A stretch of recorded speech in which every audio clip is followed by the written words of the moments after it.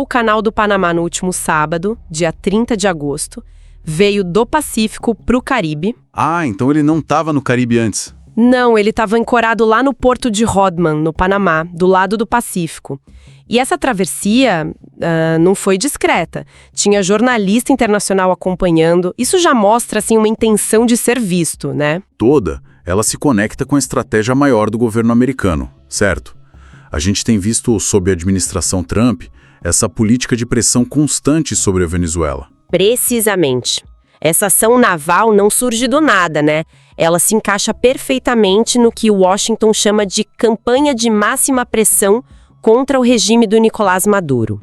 O objetivo que eles declaram é forçar uma mudança lá na Venezuela. E essa demonstração de força militar é, uma ferramenta-chave nisso. E essa pressão toda se baseia em acusações bem sérias que vêm dos Estados Unidos. Quais são exatamente? Olha, as acusações são pesadas. Focam muito na questão do narcotráfico.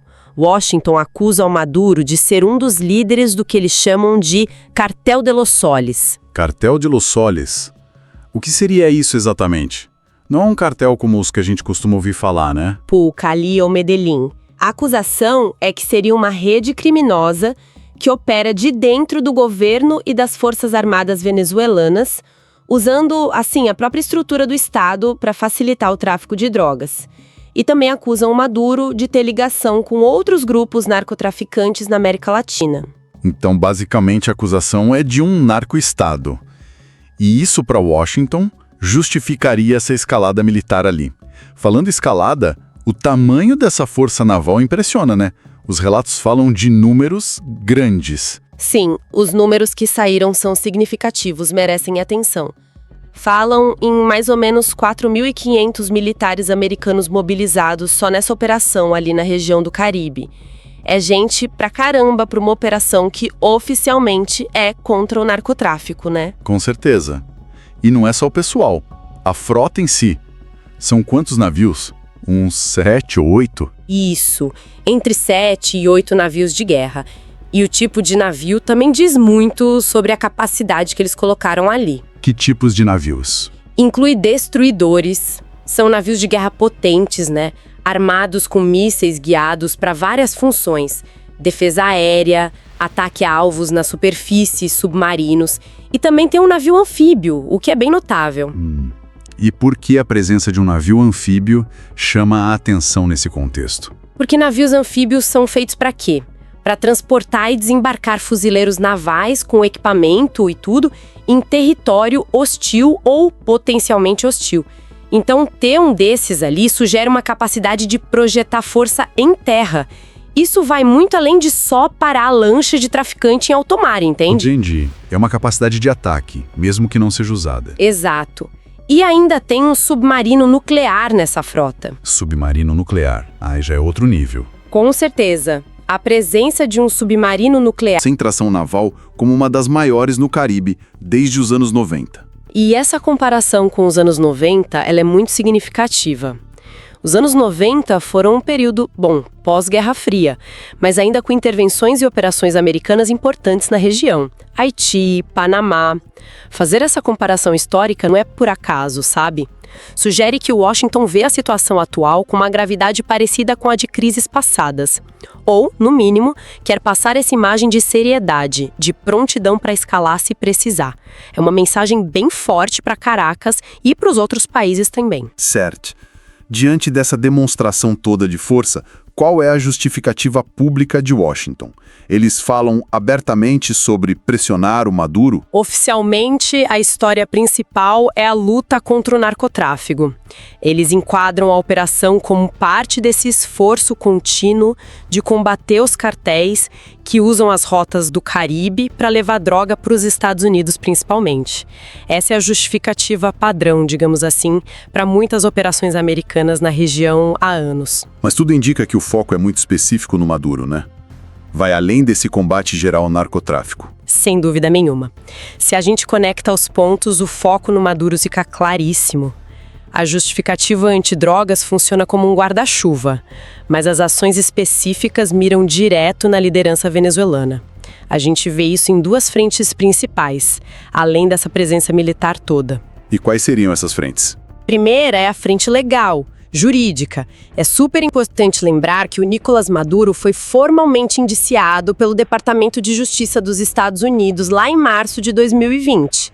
As acusações incluem narcoterrorismo. É uma acusação gravíssima que tenta ligar o tráfico de drogas com atividades terroristas, seja por financiar ou por usar métodos violentos tipo terror. Esse indiciamento já colocava o Maduro como alvo direto da justiça americana. Narcoterrorismo. Um termo bem pesado que amplia muito a acusação para além do tráfico comum. E a segunda frente? A segunda frente é financeira e bem recente. Na semana passada, antes dessa movimentação naval toda que a gente está falando, o Departamento de Justiça americano anunciou um aumento drástico na recompensa. A recompensa por informações que levem à captura ou condenação do Maduro. O valor simplesmente dobrou. Dobrou. De quanto para quanto foi isso? De 25 milhões de dólares para 50 milhões de dólares. 50 milhões. 50 milhões é uma soma, assim, astronômica, uma das maiores recompensas que os Estados Unidos já ofereceram por um chefe de Estado estrangeiro, muito forte de prontidão para resistir a qualquer agressão. Inclusive, o próprio Nicolás Maduro chegou a falar publicamente em números bem expressivos para essa mobilização. Que números foram esses que ele mencionou? Maduro falou em mais de 4 milhões de membros mobilizados, somando milicianos e militares. É um número gigantesco, né? Claramente para projetar uma imagem de resistência popular massiva. Mas a própria reportagem que a gente está usando e outros analistas também colocam uma dúvida importante sobre esse número, não é? Exatamente. É fundamental ter essa ressalva. Analistas independentes, observadores internacionais são bem céticos sobre esses 4 milhões de combatentes realmente ativos, treinados, equipados. A estimativa da capacidade real de combate dessas forças é bem menor.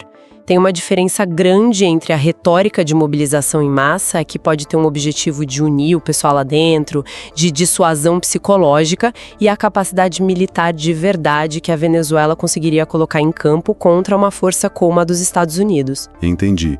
Além dessa mobilização das milícias e da retórica, teve alguma outra movimentação militar do lado venezuelano? Sim, o governo venezuelano também disse que reforçou as tropas regulares em áreas que eles consideram estratégicas dentro do país.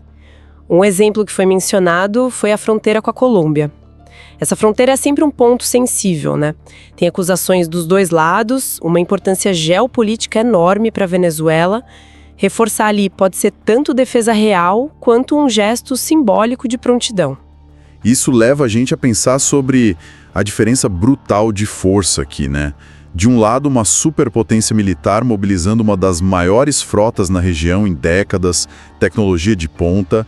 Do outro, um país que responde com uma mobilização popular que é questionada e reforços pontuais. Essa simetria é gritante, é um fator central para entender a dinâmica. E levanta questões importantes sobre que tipo de confronto é esse. Será que é uma preparação para um conflito de verdade? Ou é mais uma forma de guerra híbrida, usando a pressão militar como ferramenta diplomática extrema, junto com sanção econômica, ação legal? A diferença de força sugere que um conflito militar direto seria devastador para a Venezuela. Talvez isso indique que o objetivo principal da demonstração de força americana seja coagir e não necessariamente invadir. E qual o impacto disso tudo na região como um todo? Essa tensão toda. A recompensa milionária, a retórica inflamada dos dois lados, tudo isso esquenta o clima numa região que já tem muita instabilidade política, econômica. Os países vizinhos olham com apreensão, né, e gestos militares defensivos, mas a capacidade de enfrentar a força americana é limitada. Certo. E a Venezuela, por sua vez, denuncia isso como ameaça à soberania e responde com anúncios de mobilização militar, que a gente não sabe bem a efetividade, e reforços em áreas estratégicas. Isso. O resultado é um cenário de tensão altíssima, onde a imprevisibilidade domina. A gente está vendo um momento de pressão máxima. E o que vai acontecer a partir daqui é difícil prever. E isso deixa a gente com uma questão para pensar, né? algo que vai um pouco além do que está explícito nas fontes que a gente analisou.